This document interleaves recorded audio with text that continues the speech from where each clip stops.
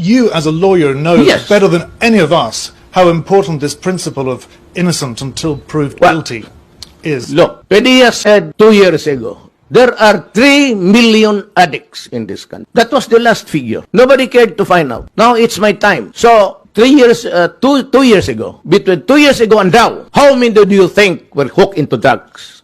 Let us give it incremental increase of about, just be liberal about 700,000. So 3,700,000. And the confirmed 600,000 now was surrendered and took the test for drug addiction. How do you call it? Just a problem? Is it just a police problem? Or is it really a crisis for this country? It's not even epidemic, my friend.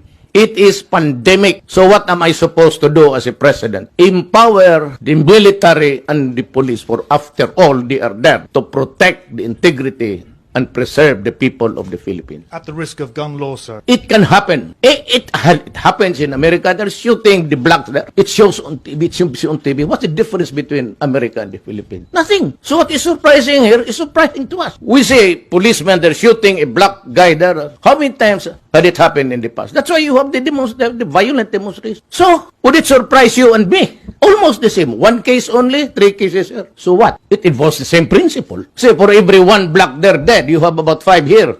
And so, does it make this world more livable because there